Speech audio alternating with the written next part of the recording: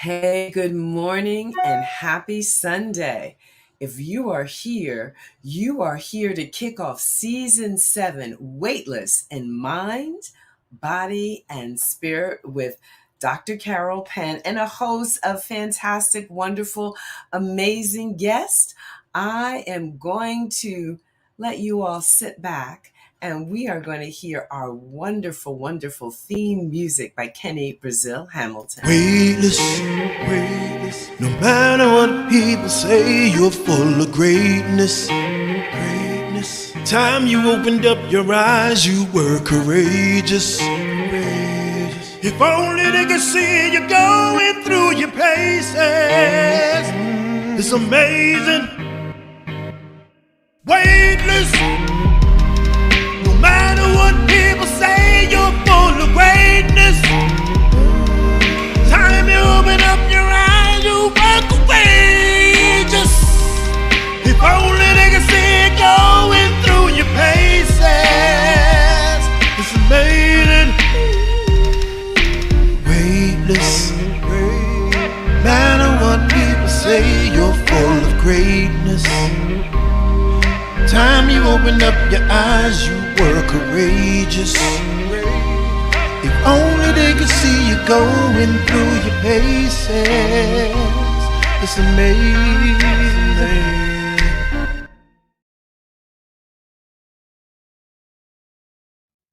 All right, everyone. Welcome. Happy holidays to you throughout the entire world, wherever you are and however you may be coming together to celebrate. We have such an exciting show for you today. And as always, I invite you to please participate and engage fully. Drop your name in the chat. Let us see and hear and feel where you are coming from in mind, body, and spirit, and an actual place. I'm here in the beautiful town of Red Bank, New Jersey, the landed space of the Lanai Lenape indigenous peoples who cultivated this land where I stand. You know, where are you and who cultivated your land? I'm so excited about this season 7, and I know people are busy with last minute this and that and preparations against the backdrop of, whoa, this pandemic that we're going through. So I'm grateful to each and every one of you for taking your time and for being here this morning. Already we've got some early birds on. Good morning and welcome, Linda. Yes, hashtag Meditation Nation. Good morning and welcome, Dr. Dietrich. Welcome. Good morning, Patricia. Yes, so glad that you made it. Good morning, Carla. So glad that you made it. That is just wonderful, absolutely wonderful. And it's delightful for me to be spending this time with you. And some of you might have known, and you've met her before, you've seen her before, the wonderful, the amazing Reverend Zamoria Brandon, who often is a guest on the show and often opens the season with me because I'm always bringing in that spiritual element. But, as life would have it, things go sideways sometimes, and in going sideways, if we can be present to it, new opportunities emerge. So in a moment, we'll be receiving and hearing the wonderful vibrational resonance of Reverend Zamoria's voice. We won't see her on camera. Now, we'll explain a little, she had a little trip and fall. Good morning and welcome, Kenny. Good morning and welcome. Blessings and love to Teresa, your beautiful bride, right? And so, and again, this healing vibration that we're bringing forth today. So, but before I bring on Reverend Zamoria, when we talk about being weightless in mind, body, and spirit, we're talking about it. We talk about, some of the medical aspect where we inform and educate it. No treatment or diagnosis here. That's between you and your healthcare and wellness team, your professionals. And we also talk about the spiritual aspect, correct? Where what would it be like if we could walk in the world feeling light, feeling uplifted? Good morning, Marianne, and welcome. Glad to see you here, right? So this is what we're talking about. So without further ado, you know her, you love her. Reverend Zamoria is just going to talk to us for a few minutes. We're so grateful that she is home from her little side trip there and that she is on her own healing journey this morning. And we also welcome a new member to the family, our show's new producer, Kenya. Welcome, Kenya Pope. And we are always in gratitude to Mr. D.M. Jones for all that he has been doing and participating in. All right, so Reverend Zamoria, here we are, my sister. We can hear you. Can you hear me? Yes, we can. Yes. Oh, it is so wonderful, such a blessing to be able to be here with all of you. I may not be on camera, but it's like doing a radio interview.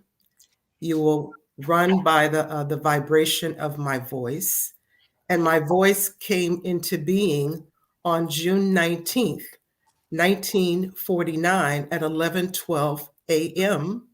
when I screamed out after I came through my mother's womb. So that was the first sound of my voice. I am originally from Chicago, Illinois, but I have been in Philadelphia since 1974. And I want to just say special, special love to my sister, Dr. Carol Penn. We have a lifelong connection, no matter where we are, no matter what's going on in the world, no matter how it's happening, no matter how we have to show up. As this morning, I am showing up. And so you have to imagine, for those that have never seen me before, what I look like. But I always say this, that if I were in a fire and burned beyond recognition, who would I be? How would I show up? So this morning, I'm showing up with the voice, the energy, the presence that God gave me to be able to connect and heal as I'm healing myself as well. Yes, I had a little side trip. A few things happened to me, but in life, as we know, there are times of vulnerability where things happen. And I always look at it as a teachable moment, an opportunity to learn something about what it is that I've been through, what I'm going through. How am I going to show up in my healing? Because it's only one part of the journey. So I'm grateful as I sit here this morning in my home, my sanctuary, as I'm healing, and so excited to be a part of this show, specifically for the topic, the things that we need to talk about that relate to us as a people, how we will navigate, how we will move forward, how we will endure all that's going on, how we will pray for those that are struggling, how we will navigate during this time of being able to just be with each other in whatever way that shows up. You may gather, you may not gather, all of those things. You may do Zoom, you may talk on the phone, you may text, you may email, you may drop by someone's front door and leave a card, all of those things. So the conversation this morning is so important because we need to be able to have a safe space where we can open up, we can be ourselves, we can share and speak truth to power. This is an opportunity to do that today. And I'm so thankful for Weightless and Mind, Body, Spirit with Dr. Carol Penn, the brother, D.M. Jones. And I'm just meeting Kenya. And I just love her image that will be on the screen. But, I just want to say welcome to each of you that got up so early this morning and that are sitting somewhere, or maybe you're still in your bed, you've got you're listening, And we look forward to your comments, your commentary, your insight, your perspective, And again, it is an honor to be here. I didn't know whether I would even be here physically, but Carol said to me, "Oh, if you call me on Friday night, you'll say, 'Oh, I want to be on,'" you know. And so it wasn't Friday night. It was last night I called her and I said, "I want to be on, Carol. I'm not going to be on camera, but my voice will speak for me." So I say, welcome on this, as we say, Carol and I say, happy Sunday morning. We're here. We are connected, and we're connecting, and we're going to share. And we don't be shy. Put it in the chat or unmute yourself and speak it so that we can hear where you are, what's in your heart, what's in your spirit, so that we can have a dialogue with each other. So with that, I just say thank you. I'm so grateful this morning that God has brought me through my journey that I've been on for the last couple of weeks, and I'm still healing, but it's okay. Because as I sit here today, I know that God has truly blessed me, and I'm extremely grateful. So Oh, say amen, ashe, and so it is. Ashe, Ubuntu, Namaste. So thank you so much. And I'm excited today. So thank you, my dear, dear, dear sister Zamoria. And we welcome some first-time visitors to the show. Teresita, Fabio. So welcome to both of you. And we say hello and welcome to Victoria, who's over in the UK, and Oh, to wow. Kina and to Patrick. So the family continues to gather this morning. So my dear, continue the deep rest, continue your healing journey. May today's show, as we connect, we are creating this new neural network in the moment, be as medicine for you and a healing balm for you. Thank you. Thank you so All right. much. Thank you. So I'm going to invite Reverend Zamoria. She's going to go on over to the green room where she will be enjoying and listening to the show. We'll bring her back on at the end if she's able to hang out. And I'm going to get ready for you all to meet our special guest today. Hey, and JD just joined and he's shouting out. He says, "Hey, Zamoria." Thank you so much. Yes, indeed. Much love. Much love. Much love. So see you in a little bit, Reverend Zamoria. Okay, then.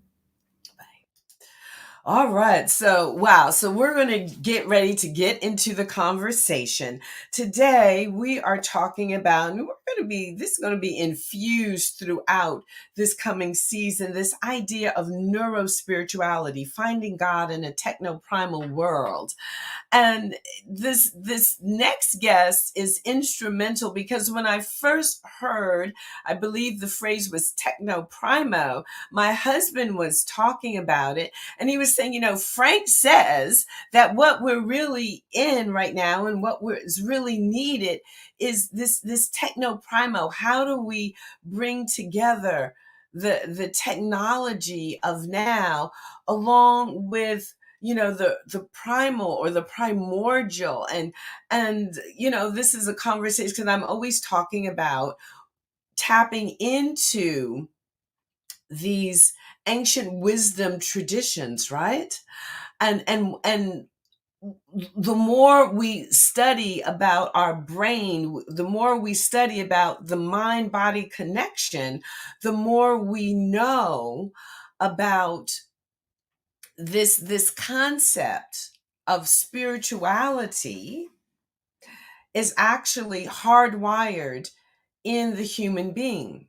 So science is revealing that every single cell in our body, we're made of 70 to 100 trillion of them each, has its own little network, has its own little mind, as it were, and this tremendous ability to communicate with each other, with the outside world, and then between what happens human to human. We are so amazingly made.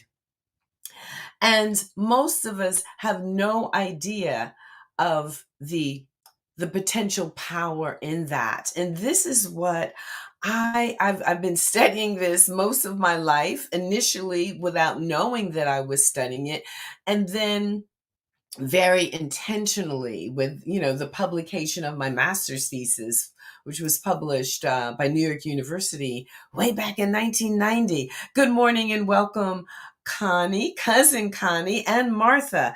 And we just gonna go and my work as a dancer. My work in the world, of course, dance, voice, and music are fused together as an expression, as an instrument itself. And so this incredible opportunity to talk with one of the world's most renowned musicians. Wow, we are so, y'all know I'm so fortunate. I am so fortunate to just know that I'm alive in the universe with this person would be enough. But to actually have met this person, my goodness, for this to be, my husband's brother, which makes him my brother-in-law, is, he and his wife, Margot, are just, just incredible, incredible, incredible human beings, loving people. Their energetic imprint is large and envelops the universe. So I'm going to bring him on camera because I always like to read a person's accolades and just kind of watch them receive that vibration. Because a lot of us, we don't get our accolades while we are on, this side, it's, we, laying down, looking up and something else is happening. But I like it when the person is alive. And we're going to talk about this neuro-spirituality. We're going to talk about techno-primal living, and we're going to experience the vibration not only of the voice, but of some of the instruments that Mr. Colon is able to kind of fuse with his own neuro-spirituality and how the voice of the instrument is given voice through the merging of his vibration with the vibration of the instrument. So here we go. I'm bringing him on camera now. Yes. Hello, there he is. So Mr. Frank Colon is a specialist in Latin Caribbean, Brazilian, and Asian percussion instruments, including congas, bongos, timbales, bata drums, shekere, cuica, berimbau, and tabla drums, among others. Frank began his musical career with a 5-year stint in Julito Colazo's Afro-Cuban drum ensemble. On New York City's jazz scene, he quickly went on to perform and record with Walter Booker, Chet Baker, Jaco Pastorius, Michel Camilo, Afro master drummer Babatunde Olatunji, Gato Barbiero, Harry Belafonte, Weather Report, Tanya Maria, Flora Purim, and Ayrton Moreira, to name a few. He also has played with many of the world's famous Brazilian musicians, perhaps most widely known, big name widely known here in North America is Milton Nasimento, whose music I just absolutely adore. He was a sideman with Manhattan Transfer for 12 years. He participated on 2 of their Grammy-winning records and was voted in 1988 as one of the top 3 most influential percussionists of the year in the Modern Drummer magazine poll. He also appears in the musical documentary movie Calle 54, directed by Oscar winner Fernando Trueba. His 3 albums as a leader are Frank Colon, Live, Advarchin Jazz, Latin Wonder, and Latin Lounge, all of which have received very good critical reviews. He is also featured as the principal soloist in a DVD by the Russian String Orchestra from Moscow in a symphony commissioned for them entitled Adoration al Ritmo. So, welcome. And, wow. Dr. Penn, thank you so much, Dr. Penn. Carol, my friend, thank you. Thank you for such a generous introduction, really. It's such an honor to be here with you, talking about all these things that are so vital to everyday living. They're so vital to the wellness of humanity. And, to be here with you, who is a person who is so focused on the wellness, global wellness. It's a tremendous honor. Thank you so much for inviting me. Thank you very much. Oh, well, it's delightful, and you are being welcomed by our wonderful, wonderful, wonderful audience. As you can see, these folks get up early, and they are alive and in the chat, and they are Amen. participating. And this is so beautiful to be able to have this discussion, because I really think that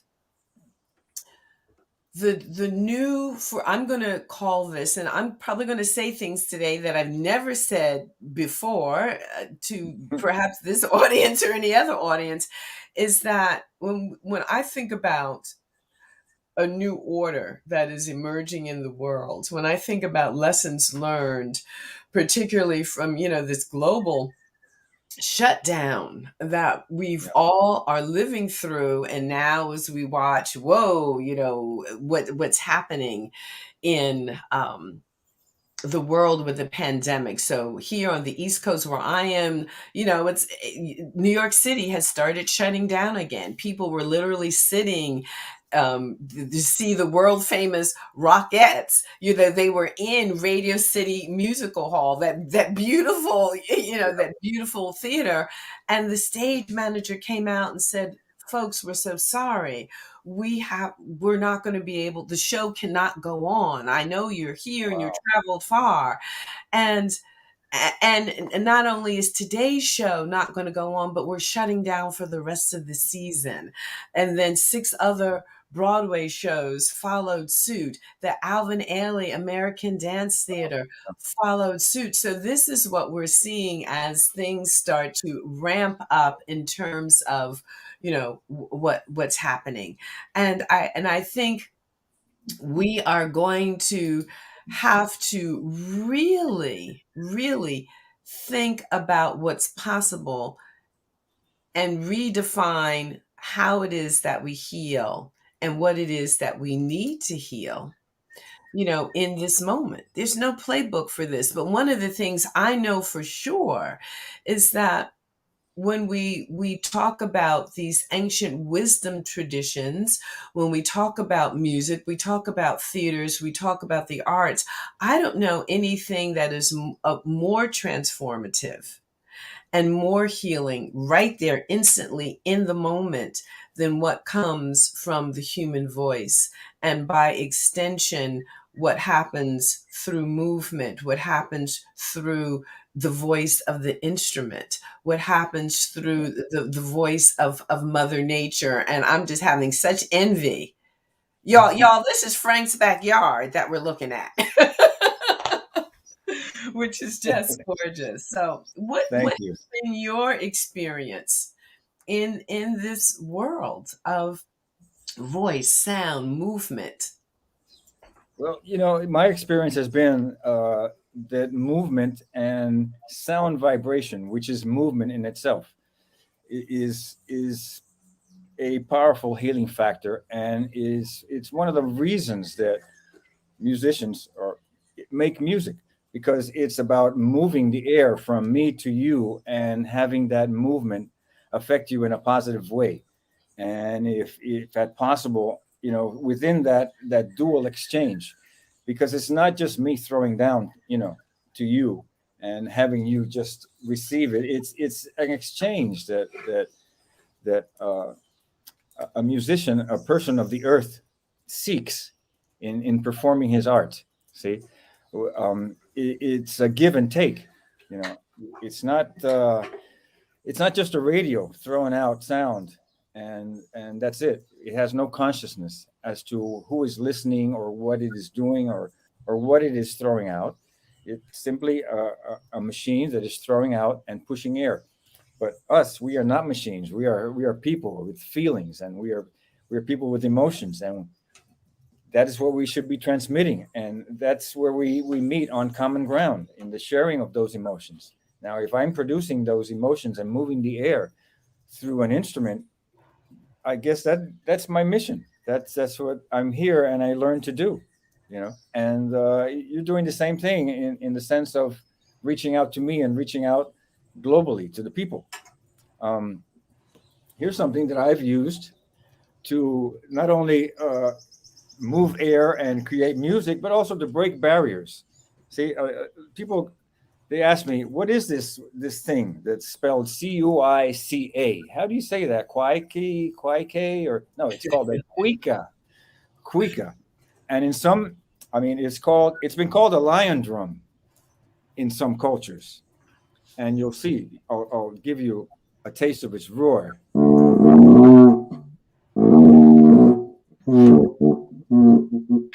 So we are talking about a drum.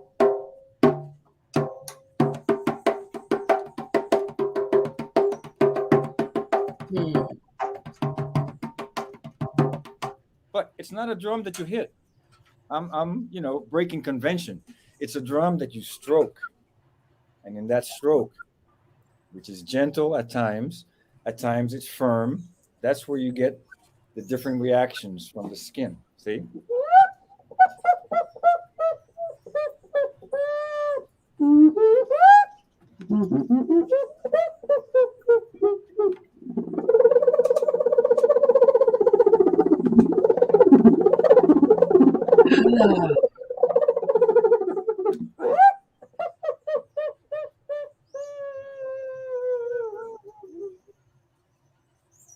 Wow.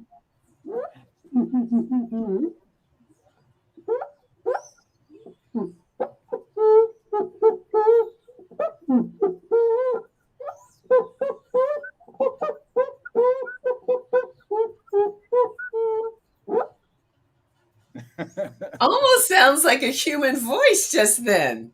Almost, yes, yeah, for sure. Yes.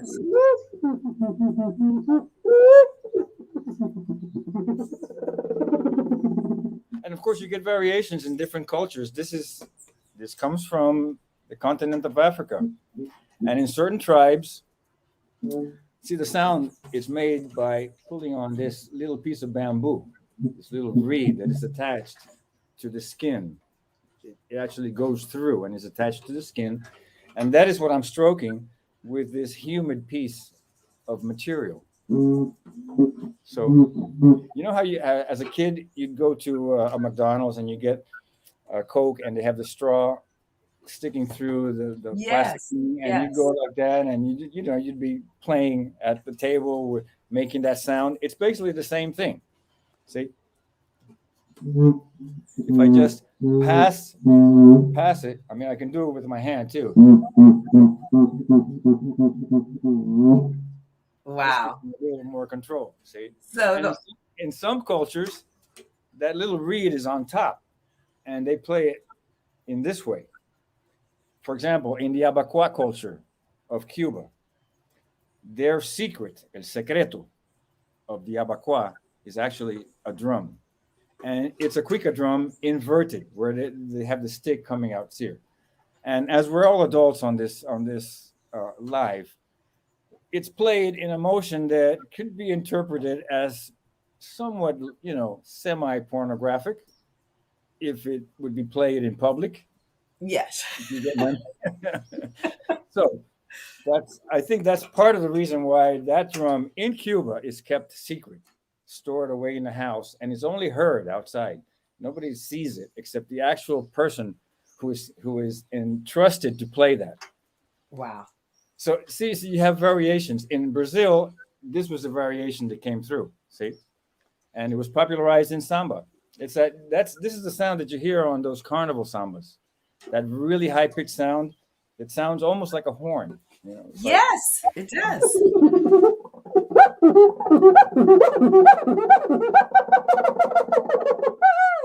that's basically the samba vibe. You know, in Wow. carnival. Yes, yes, yes, yes. And you do hear that high pitch floating above. So at times, you know, like going through an airport, people that, you know, customers say, "What is this?" I said, "Listen, this is an instrument that was designed by NASA, and it was designed to be able to speak to extraterrestrials." And they'd look at me, "Hey, come on, man," you know. But you know, I'd give them a taste, and it brings out the smiles, you know, and there's where we connect. And You know, there on it a human is. level. There it is. Yeah, That there's where we connection. connect.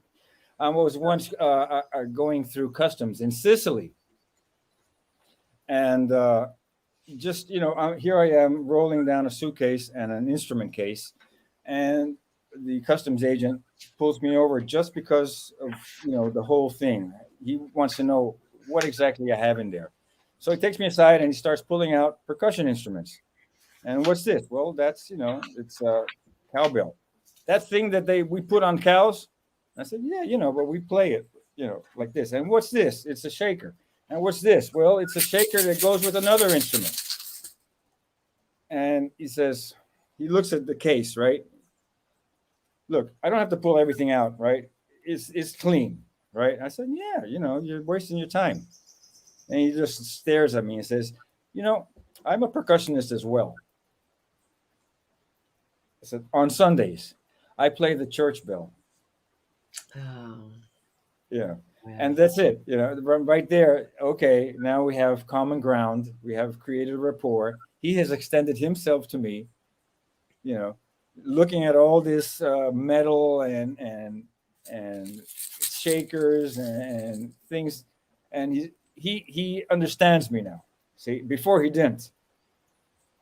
Right. See, he Right. understands. It's a communication. He plays the bell. What for? To bring people. I play these instruments to touch people. Yes. And that's where the officer of immigration has reached out to me, and we both understand each other, even though we can't speak in, you know, verbally. You know, Yes. Yes. and So I the think that's important. I think that's part of the role of music. See, music, movement as well. But we can get into this as we go along. and I'm hearing this as it's a thread, the tapestry of humanity. It's a thread. You know, each of Yes. these little moments of connectivity create this thread, and I see the thread, although invisible, as a part of the neural network that our minds are able to create in this moment, because it's not just, you know, the words. It's actually, like you said, there's a connection is made, and when that connection is made, despite language barriers, understanding occurs, and then, you know, allowed to, you know, pass through, or whatever that next moment is happen. I find that very similar in my role as a medical doctor, when that connection happens between myself and the person sitting before me, who in that moment, they're sitting before me with the label of patient, I'm sitting before them with the label of physician. It doesn't matter what the labels are, nothing is going to happen until that connection occurs. And that's True. a part of this neuro-spirituality that I am referencing, that I am talking about. We have a Dr. Kathy, she's a family medicine doctor in this life, like I am, understanding through music. And Diem is saying the bridges between us exist to merge movement and rhythm. And I'm saying, you know, for me, at the root of all of it, at the back of all of this, is the ability, can we become more conscious about this and do this on purpose to begin to heal and shift what feels like this pulling apart of humanity right now, with so much hatred in the world, so much upset, so much disease, which when I look at nature, I see the tree that I'm looking at outside my window as an extension of me. And the health of that tree is as vitally important to its own health as it is to my health. When I look at the beauty that is your backyard, that beauty is as important to me, just like my hand is important to me. If that's injured, I'm injured. So really, being able to extend this neural network to understand that it includes all living things and how we interact with them. Yeah, absolutely. That's where it's at. And we connect even at a deeper level. I mean, there is a neuro-spirituality, that's for sure. But I believe that we are something deeper than our thoughts and our brain. I think who we are and how we communicate actually transcends those tools. I look at the brain as a tool, and such a powerful tool that if I am careless, the brain will sort of like supersede my essence. And to me, the function of the brain is to divide and analyze and strategize and plan routes and maps and methods and systems.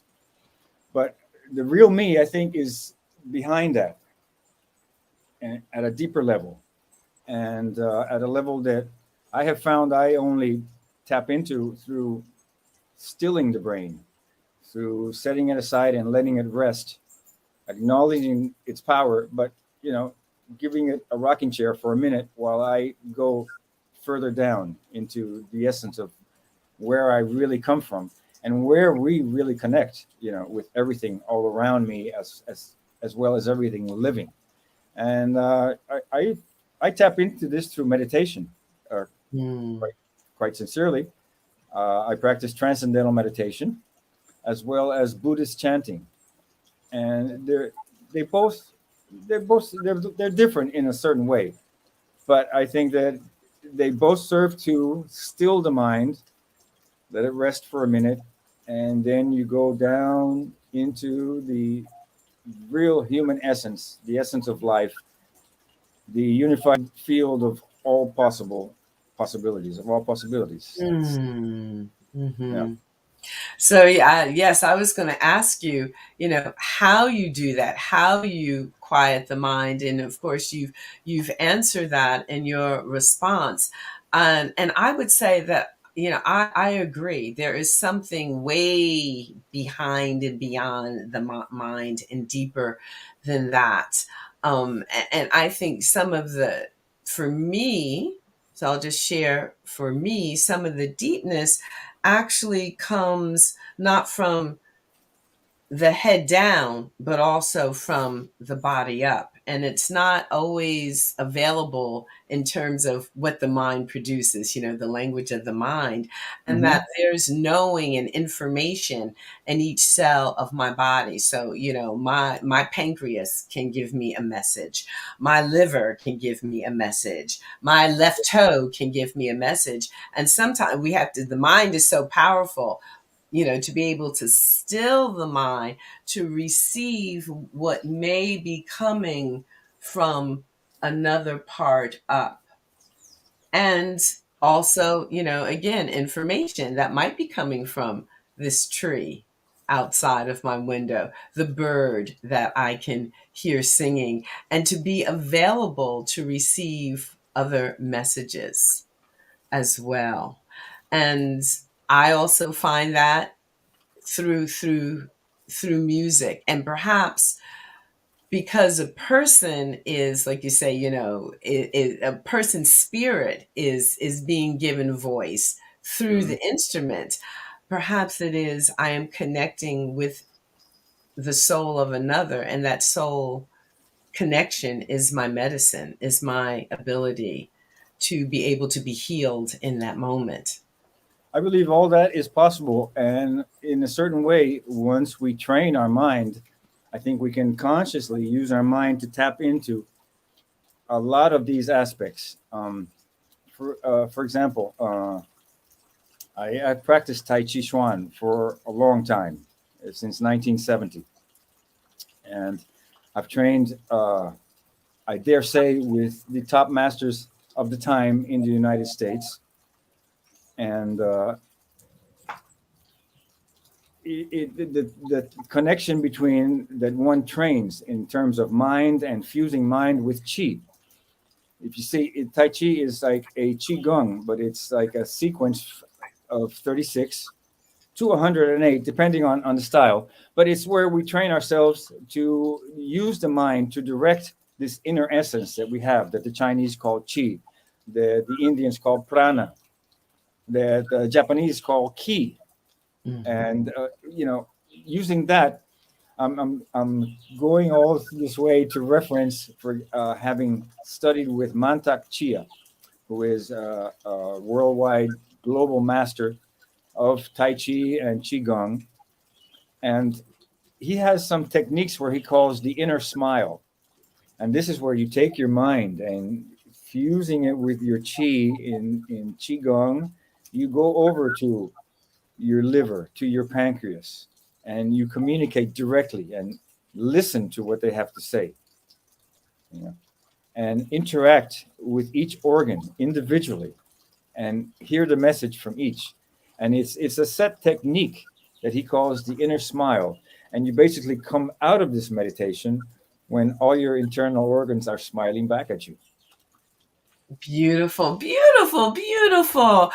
And how, what ways do you suggest? So, the folks who are participating this morning, watching this show, and by the way, folks, sharing is caring. So if you know someone in your own network that would benefit from this, go ahead and share it so they can watch now with us live. Or, of course, this show is also repurposed as a podcast, same name, Weightless in Mind, Body, and Spirit. They can listen at their leisure anytime they would like it all. So people hear me talk about, Tai Chi, Qigong, yoga, talk about chanting, transcendental meditation, talking about Buddhist chanting. All of this has been, a part of a huge part of who I am, because these are my primary medicines. The pharmaceuticals, the surgeries, anything else, those are secondary and tertiary for me in my life. And as I walk more and more centered in my purpose and talk about healing, I believe these are tools for individuals to cultivate in their life to I to think so to too. be their own healer. So how do we get people to do this? Yes, I think so. And I think it's very, very important that people create lifestyle habits of prevention, but not even in terms of, I say prevention, but that's sort of on the downside, on the negative. It's like energy revitalization. It's like, how do I keep myself at full potential? What can I do on a day-to-day basis? What can I adopt into my lifestyle that will keep me functioning at maximum human potential and happy while I'm doing it? Mm. Yeah, because so you're all going ho and you're going fast and you're achieving this and that, but you got this little cloud on top of you, and something's not really right, but you got the drive. But how do you maintain that full potential and still wake up happy in the morning, happy to face the day, and it's raining. It's been raining for 3 days here, but I look at being here with you, with Dr. Carol Penn, as bright sun. And it's all about attitude. But attitude, I think, has something that I found through my experience has to be cultivated.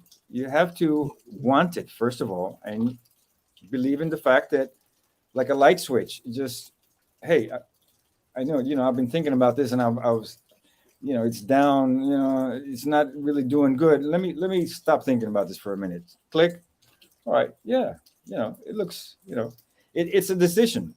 basically, I'm trying to get to the point of your well-being and your happiness is basically your own decision. You should not remain a victim of your own circumstances. Oh, And everything is your own circumstances. I mean, like the Buddha said, through your thoughts, you create your world. yes, yes, yes. And can we learn to sidestep um, exhaustion, for example, as a lifestyle? You know, anxiety as a path to enlightenment. We get stuck in these places, and I think so much of the misalignment that we're living through, that we're witnessing in the world, has because people have given away their power. Yes, And I think many never knew they had it in the first place. that's right. Yes, our society tends to indoctrinate us as to basically who holds the reins of personal power in the society, and it's something that individually we have to break out of. Um, Yes. as children, we are coerced by many institutions that all profess to be in our benefit, and some genuinely are, and some genuinely are not, and some are eluded. You know, they're just eluded, and it's up to the individual to see how he can structure and create his own life so as to maximize himself and benefit the human community. Because without that, we are nothing.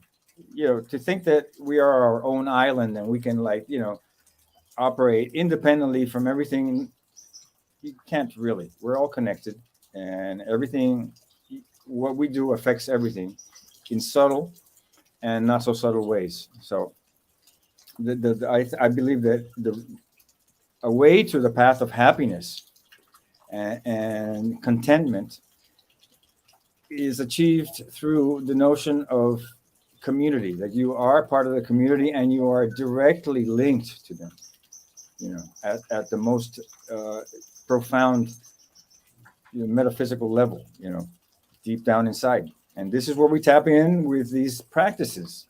It's the practice, it's the movement, it's the movement, basically. Today's society is a lot of mental acumen and mental training, and it's all digitalized, and computers and artificial intelligence, AI. I mean, look at the priorities nowadays. Now, if we go back, let's go, just touching on the Techno-Primal thing. Yes. If we go back, like even like just a century, what was prioritized, a century ago? It was learning how to do something that would benefit society. You would learn how to do something with your hands, which means learning how to create something, how to construct, in a way that is beneficial, that has value. Today it remains up here. It's learning how to think, how to, it's not so much giving a portion of your life, as an apprentice, right? 100 years ago, you would seek out a master who had what you thought was your mission in life. He had the knowledge of how to do that he did masterfully, and that you felt the need to learn and therefore take on that role in your future. You had to apprentice yourself for what, 7, 8, 10 years? Yes. And you began by physically copying, modeling what the other person did. He would do it in front of you, and you would try to do it as good as he was doing it. And you work on that, and you work on that, and you have the mind-hand connection. You have all that. And when you're finally so totally consumed that you know the feeling, right? That time passes by, and you didn't feel those 4 hours going by as you are working on your craft, as you are learning this instrument, and it is beating you to death, but you are still there, and you come back tomorrow for more punishment. right? To learn. And then when you finally break through, then the master taps you and he says, listen, it's time for you to, expand your horizon, go out on your own. I have given you what I have, you know, so take it from here. Yes. We don't have that nowadays. Nowadays, that's gone. That's gone. It's like, you learn on your phone and you look up Google. And then you right? Yeah, you want to learn how to play congas? Yeah, go to YouTube. Right. Right, right, Right. right. I had to drive 4 hours from Washington, D.C. up to New York, 4.5 hours, to have a lesson with a drum master, Julito Collazo, who you mentioned in your introduction. And I would get there, and there would be times when he would be sitting on the steps of his building waiting for me, reading something. Hey, okay, great. Let's go upstairs. Let's work out. And we go up there and shed all afternoon. There'd be other times when after driving 5 hours, I'd go up there and he'd be in his apartment with some friends, and they'd be drinking coffee, smoking cigarettes, and talking shop. And he would set me over there in the living room, and he'd tell me, "Here, play this rhythm." Okay, fine. I'm playing the rhythm, and I'm playing the rhythm an hour later, and by myself. And it's like, okay, I'm still playing the rhythm, right? And I'm looking around and I'm playing the rhythm, and hey, wait a minute, put the drum down, and as I reach over for a pack of cigarettes, I used to smoke then. He sticks his head out from the kitchen. Hey, what's up? Tired? Are you bored? Excuse me, what's going on? Said, no, I'm cool. Yeah, So let's play the rhythm again. And another hour or two would pass. So you get this thing of personality, and you get this thing of, don't think you hotshot yet, play this one. Yeah, I know you drove 5 hours. Today, you only play just one rhythm. And when you leave here, that one rhythm is going to be in here forever. I know that. Mm-hmm. And I drove back home 5 hours full of it, just full of myself, because I knew I had that one rhythm. That one rhythm. Yeah. Nobody had that one rhythm as good as I did that day. Yes. And this is the knowledge and the human warmth that you get from this master mentor disciple relationship that is pretty much gone nowadays. You're lucky if you can find somebody like that. Yeah, and it's so true, because again, it then became embodied for you. It was infused throughout the neural network of your 70 to 100 trillion cells. That's right. And it's just it's now it's in you, as if you were born playing that. And I think this is perhaps the danger of the Techno-Primal go ask Dr. Google. Oftentimes I'll joke with, and I'll say, "Oh, I see you've consulted Dr. Google today." They come in with all this, and and it is not oftentimes it is not as well placed as it should be.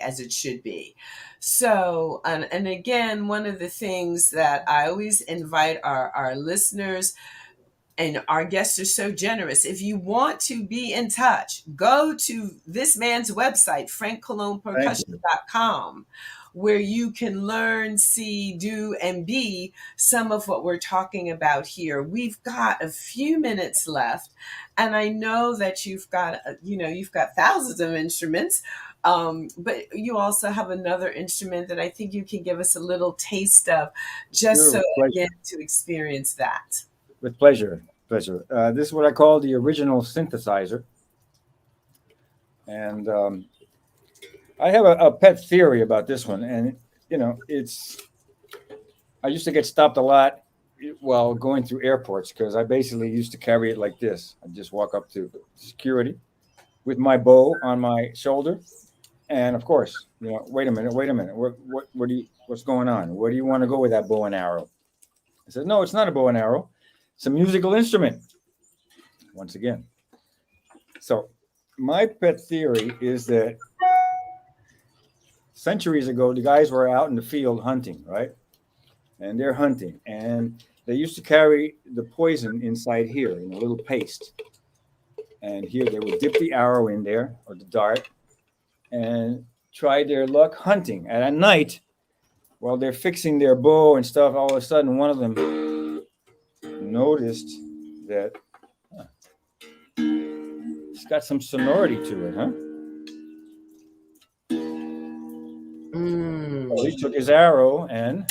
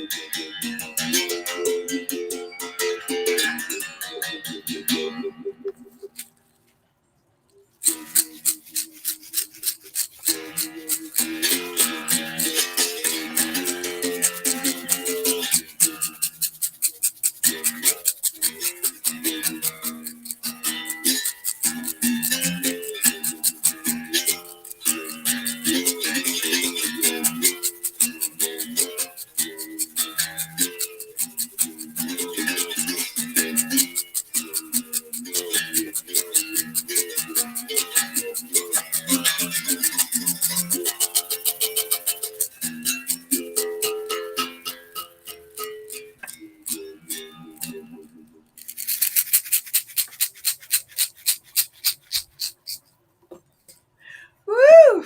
Beautiful. Bravo. Bravo. I hope you all experienced that and felt that, allowed yourself just to move. If it was just an eyelid, a shoulder, a head. Because again, this all connects into the body, which fuses into our nervous system, which is how we leave our energetic imprint. And it is how, in fact, the body is able to heal itself. So I'm going to try. Yes. So Dr. Keena is saying yes. And in fact, what has just occurred is that we were connected to Frank in a very powerful way. So the instrument reflects the soul of the person. And in that way, this is how we heal each other. This is how we are the balm for each other. And there's a person on this morning who has requested prayer, who recently had a surgery, who has requested healing. And I say that all of us are in need of healing, in need of this connectivity. And we are, in fact, each the medicine for one another, or we have the potential for that. yes, And that absolutely. this group that is here live right now, we're creating another entity. We carry between us a neural imprint or an energetic imprint that we will carry with us. And if we were actually together long enough, like playing the same rhythm for 5 hours, it would become an energetic imprint that we carry forever. So, and what the old folks used to say, be careful of the company you keep. Yes, yeah, right. Be careful of the company you keep. Oh, so Dr. Leslie was saying, I was dancing around my kitchen. So yes, and this was, Yes. again, there you are creating your own medicine in your body by responding to the message of that vibration generated by Frank and his spirit. So Victoria saying, thanks for a great Thank you, Victoria. kickoff. Dr. Kathy is saying, great show. Happy holidays all. An early happy birthday, Dr. Carol. Prayers for all. Yeah. Favia is giving applause. So I am going to, oh my goodness. Well, we've got 2 minutes left. A quote, I'm going to bring Dr. Zamoria on just to close us out. And then if you hang out for a moment in the green room, this was amazing. Healing is work, not gambling. It is the work of inspiration, not manipulation. If we healers, and we are all healers, are to do the work of helping to bring our people together again, we need to know such work is the work of the community. Such work. And what did, I'll call him Dr. Frank said, a way to the path of happiness and contentment is achieved through community, said just a few minutes ago this morning. The work of healers is work for inspirers, working long and steadily in a group that grows over the generations till there are inspirers, healers, wherever our people are scattered, able to bring us together again. And that's from Ali Kweli Arma, the book, The Healers. The book, The Healers. So, Reverend Zamoria, can you give us a word to close us out? Absolutely. Oh my goodness. What a master healing class has occurred this morning for all of us. Thank you so much, Frank. If I was there, I just want to give you a hug, a heart to heart hug, you know. Maria, thank you so So much. I know we're on techno and all of that, but I would love to be able to give you a hug. But thank you for the gift that you brought to us this morning. And in reference to Christina Darrell's prayer request, I want to say to you this morning that you are not a victim. You are not depressed. This experience is an opportunity for you to learn more about yourself and what steps you need to take to heal, move forward. And you can through the power of music, through all the things that have been discussed this morning with you. I'm on a healing journey with you as well. And I sit here strong. I sit here proud, and you can do the same. Do not be depressed.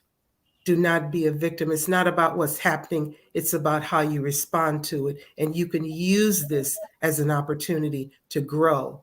This will be in the distant memory of your mind.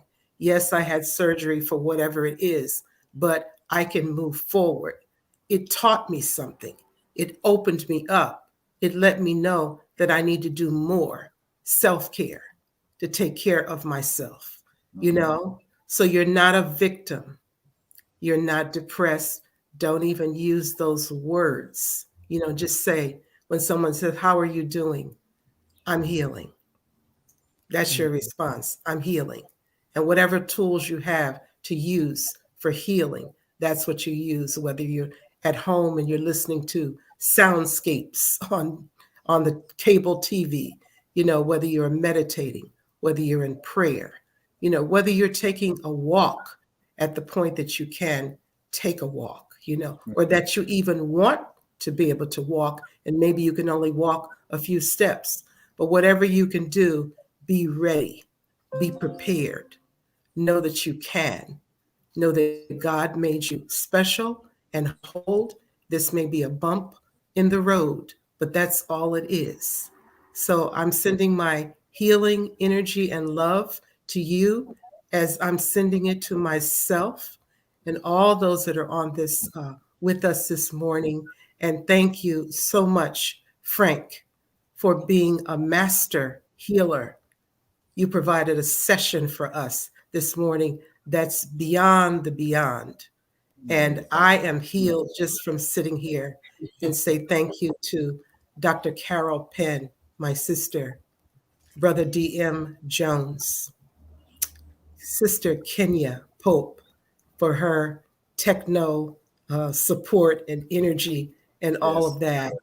And we look forward to the Brazilian tour of going away to be able to on a greater level. So thank you, Christina.